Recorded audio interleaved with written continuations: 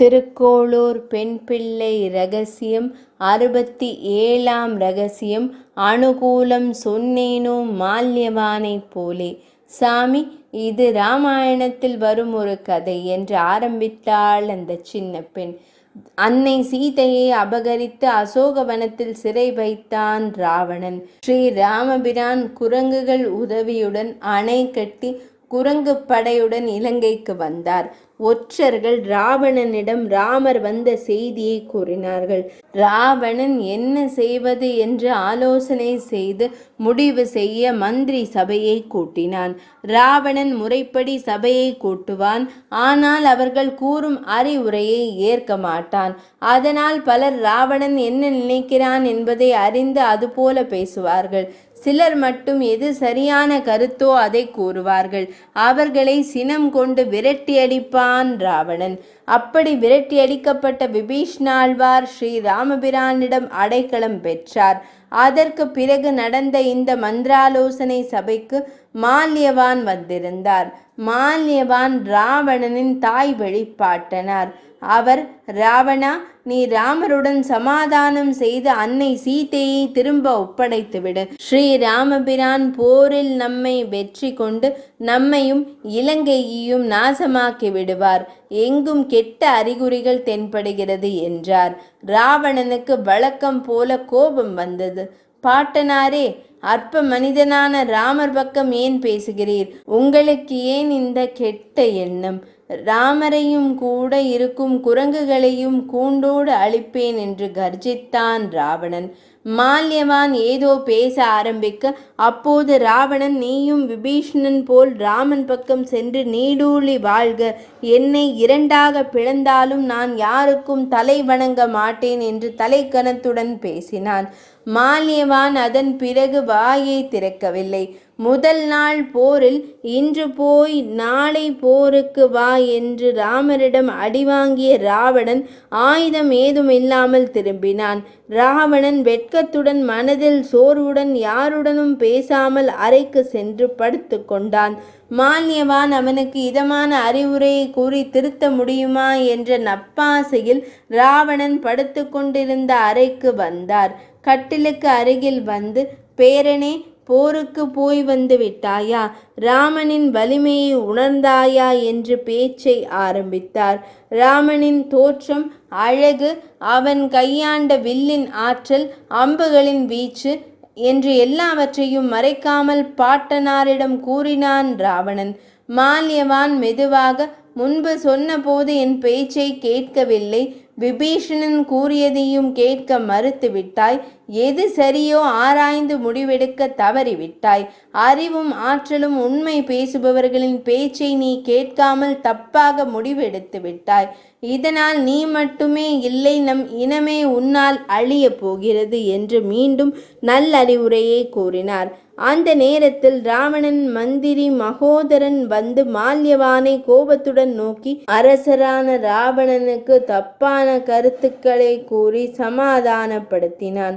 ராவணன் தன் பாட்டனாரின் அனுகூலமான வார்த்தையை கேட்காமல் மடிந்து போனான். சாமி, நான் அழிவு பாதையில் சென்று கொண்டிருப்பவர்களுக்கு அறிவுரை ஏதும் கூறவில்லையே, அதனால் நான் ஊரை விட்டு போகிறேன் என்றாள் அந்த சின்ன பெண். உடையவர், பெண்ணே, மால்யவான் ராவணனிடம் சொன்ன முக்கியமான விஷயம் ஒன்று இருக்கிறது என்றார். அந்த குட்டி பெண் ஆர்வமாக, என்ன சாமி, அதை கொஞ்சம் சொல்லுங்களேன் என்றாள். ராமானுஜர், பிள்ளாய், மொத்தம் எவ்வளவு யுகங்கள் இருக்கிறது? சாமி, யுகங்கள் 4. கிருத்தயுகம், திரேதாயுகம், துவாபர யுகம், கலியுகம். நாம் இப்போது கலியுகத்தில் இருக்கின்றோம் என்றாள் அந்த சின்ன பெண். சரியாக கூறினாய். கிருத்த யுகத்தில் தர்மம் ஓங்கி இருக்கும். படிப்படியாக திரேதாயுகம், துவாபர யுகத்தில் குறைந்து கலியுகத்தில் அதர்மமே ஓங்கி இருக்கும் என்று உடையவர் கூறியவுடன் அந்த சின்ன பெண், சாமி, கிருத்த யுகம் திரேதா யுகத்தில் தானே அசுரர்கள் ராட்சசர்கள் இருந்தார்கள். அவர்கள் அதர்மத்தையே பின்பற்றினார்கள். ஆனால் கலியுகத்தில் அவர்கள் எல்லாம் இல்லையே.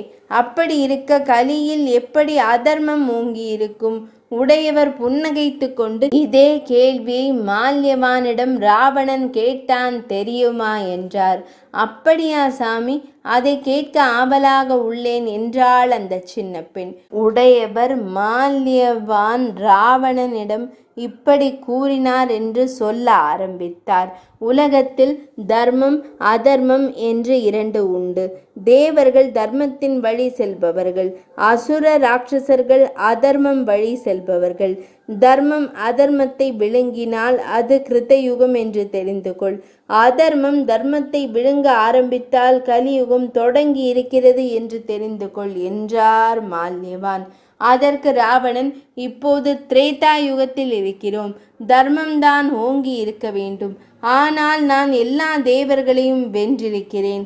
இதுவரை என்னை யாரும் வெற்றி கொள்ளவில்லையே. ஆனால் எப்படி தர்மம் வெற்றி பெறும் என்று கூறுகின்றீர் என்று கேட்டான். அதற்கு மால்யவான், ராவணா, நீ சரியான கேள்வியைத்தான் கேட்டிருக்கிறாய். இதுவரை நீ தார்மீக வழியில்தான் இருந்தாய்.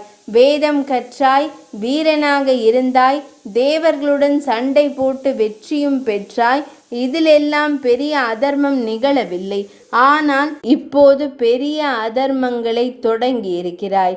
முனிவர்களின் யாகம் தவம் போன்றவற்றை கலைப்பது, பிறர் மனைவிக்கு ஆசைப்படுவது, ராட்சசர்களும் ஓரளவு தர்மத்தின் வழி சென்று கொண்டு இருக்கும் வரை இந்த யுகம் நம்மை ஒன்றும் செய்ய முடியாது. அதனால் தான் நீ வெற்றி பெற்று கொண்டிருந்தாய். இப்பொழுது என் கவலை எல்லாம் திரேதாயுகம் பற்றியது இல்லை. ஆனால் நீ அதர்மம் வழியை பின்பற்ற ஆரம்பித்திருக்கிறாய். அதனால் ரிஷி முனிவர்கள் எல்லாம் உன் அதர்மத்தை ஒழிக்க வேண்டும் என்பதற்காக இப்போது தவம் புரிய ஆரம்பித்து விட்டார்கள். அது இந்த குலத்தையே அழித்துவிடும் என்றார்.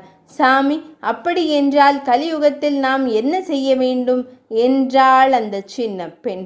பெண்ணே, எந்த யுகத்தில் இருந்தாலும் நம்மால் முடிந்த தர்மத்தை செய்து கொண்டு இருக்க வேண்டும். தர்மம் அதர்மத்தை ஜெயிக்க வழிவகுக்க வேண்டும். இப்படி செய்து கொண்டிருந்தால் நாமும் தர்மத்தின் வழியில் சென்று விடலாம். மந்தோதரி ராவணன் மடிந்து கிடப்பதை பார்த்து, ராமன் விட்ட அம்பினால் நீ சாயவில்லை, உன் அதர்மமே உன்னை சாய்த்தது என்றாள். அதனால் யுகம் காரணமில்லை, ஆனால் காலம் நாம் தப்பு செய்ய காத்து கொண்டிருக்கும். ஒழுக்கம் தவறி நடந்தால் காலத்தின் கோலம் நம்மை பிடித்து கொள்ளும். மற்ற யுகத்தில் தர்மம் அதிகமாக இருக்க பலர் தர்மத்தின் வழியில் சென்றார்கள். ஆனால் கலியுகத்தில் அதர்மம் அதிகம். ஆனால் அதை புரிந்து கொண்டு நம்மால் முடிந்த அளவு தர்மத்திற்கு துணை நின்றால் கலியுகம் நம்மை ஒன்றும் செய்யாது என்றார் உடையவர். அப்போது ஒரு சிஷ்யர், பொலிக பொலிக பொலிக, அந்த கலியுகத்தின் கொடுமைகளை விரட்டத்தான் வருங்கால குருவான பவிஷ்யாச்சாரியாரான ராமானுஜர் அவதரித்து நமக்கு நல்வழி காட்டப் போகிறார் என்று நம்மாழ்வார் நாத முனிகளிடம் முன்பே காட்டிக் கொடுத்திருக்கிறார். அது உனக்கு தெரியுமா பெண்ணே? அதனால் வெண்ணெய் உண்ட கள்வனின் பக்தர்கள் இனி கவலைப்பட தேவையில்லை என்றார். அந்த பெண், வருங்கால குரு பற்றி கேள்விப்பட்டிருக்கிறேன் சாமி என்று கூறிவிட்டு, கள்வனிவன் என்றேனோ லோக குருவை போலே என்றார். 67ஆம் ரகசியம் நிறைவடைந்தது.